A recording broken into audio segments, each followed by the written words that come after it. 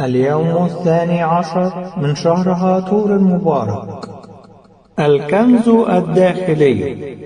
تعال يا رب يسوع المسيح اليوم واملأ هيكل قلبي بغنى كنزك العجيب وجوهرك الكثير الثمن، حبة الخردل والخميرة.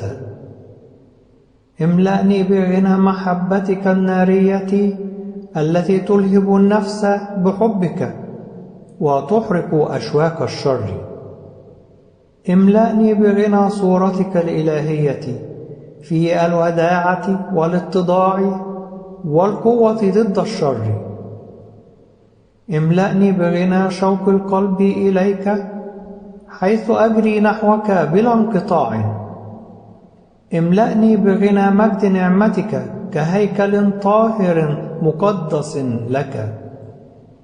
املأني بغنى مجد ملكوتك حيث أرى داخلي صورة الملكوت.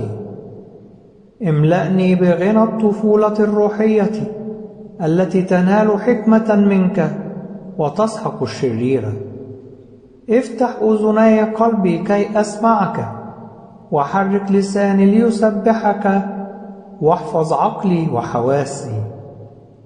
ربي يسوع، لا تدعني أستثقل الإناء الخزفي في الفقر والعوز والنسك والسكون، لأنه المزود الذي يحتويك يا إله كل العالم، يا محب البشر.